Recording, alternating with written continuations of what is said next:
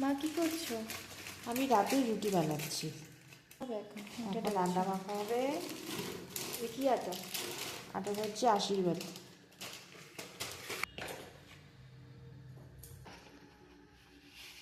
তুমি কি করছো?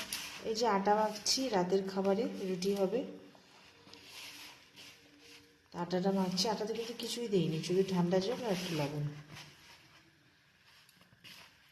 যেটা আমি প্রতিদিনই করি।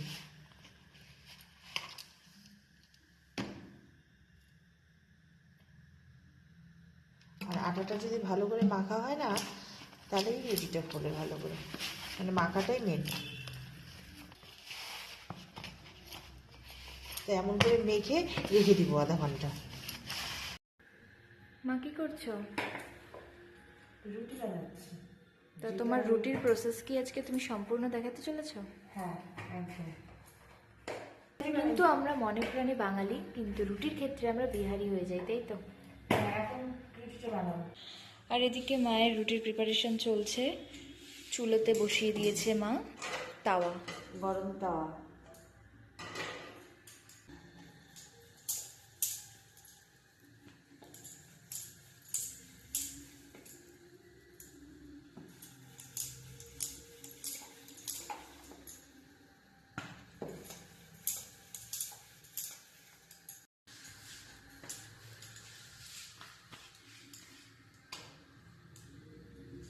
তাওয়াতে বসে গেল রুটি।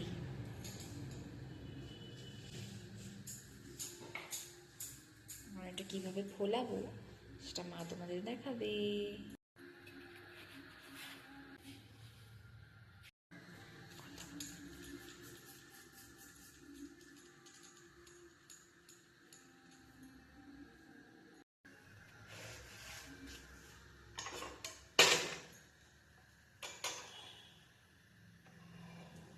ফুলে যাচ্ছে মায়ের ফুলকো ভাইরাল রুটি।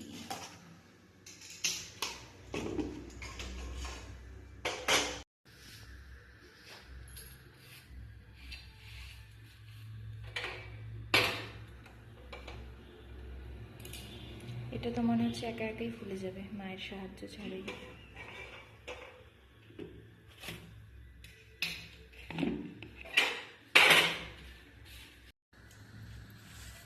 তো মা একে একে সমস্ত রুটি ফুলিয়ে নিচ্ছে।